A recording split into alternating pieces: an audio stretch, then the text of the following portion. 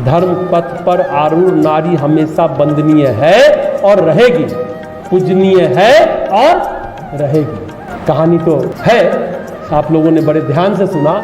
अब एक प्रश्न उठता है कि सामान्य व्यक्ति कैसे समझ विकसित करे, भेद समझे माया रूपी नारी में, सदाचारणी नारी के बीच में, ऐसे सम्मोहन से कैसे बचना चाहिए? उत्तर यही है कि हमेशा ये सोचना चाहिए कि नारी हमेशा पवित्र है, अच्छी है। हमें ये भली भांति समझना चाहिए कि माया नारी में नहीं है। देखिए, अब असली बात समझिएगा, ध्यान रखिए। हमारे मन की लालसाओं और वासनाओं में माया बसती है। जैसे धन भी तो माया है ना, कहते हैं ना धन भी माया है। अब वो एक कागज का टुकड़ा रुपया में माया थोड़े ही बसा है, वो माया तो हमारे मन में बसा है ना। इतने कागज के टुकड़े हैं, रुपया डॉलर भी तो कागज का टुकड़ा ही है। उसको देखकर हमारे मन में हलचल होती है ना, लोभ लालच पैदा होता है। तो माया हमारे मन में, वो कागज के टुकड़े में नहीं है। नारद जी के मन में नारी बसी थी विश्वमोहिनी के रूप में, माया बसी थी। विश्वमोहिनी से नारद जी शादी नहीं करना चाहते थे।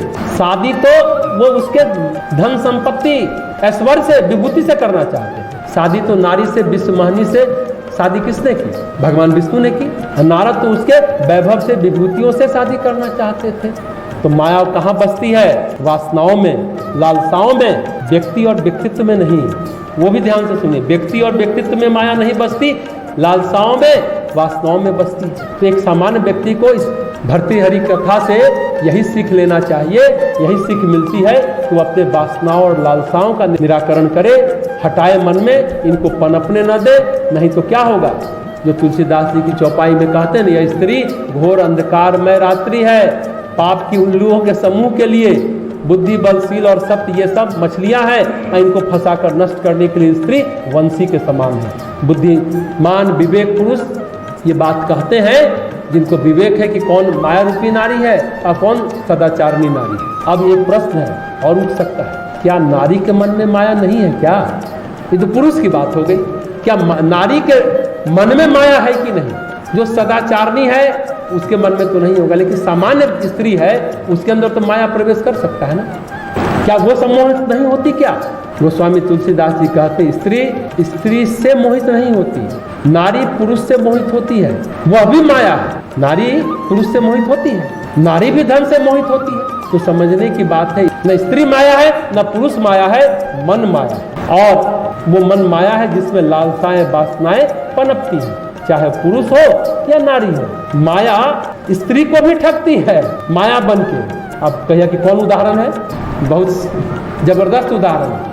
कौन माया है जो स्त्री को भी ठगती है माया बन करके? सीता जी को स्वर्ण की हिरण माया बन के ठगी ना। सोना का हिरण देख के सीता जी के मन में वासनाएं, लालसाएं, कामनाएं जगी। अब कहिए कि सोने की हिरण ठगा, पर ठगा किसने? आप किसको सोचेंगे? लालसा ने, सोने के हिरण के प्रति लालसा ने ठगा। तो नारी के मन में माया का निराकरण तुलसीदास जी के शब्दों में यह है कि माया भी नारी है और भक्ति भी नारी है। अब ध्यान से समझिए, माया भी नारी है और भक्ति भी नारी है। इसलिए जो भक्ति करते हैं वो माया ठगनी के चक्कर में नहीं पड़ते। जो कबीरदास ने कहा, माया महाठगनी हम जानी। तो जो भक्ति करते हैं वो माया ठगनी के चक्कर में नहीं पड़ते, चाहे वो पुरुष हो या नारी हो। भक्ति सर्वोपरि है और व्यक्ति भी नारी है। यह है ध्यान रखने की बात।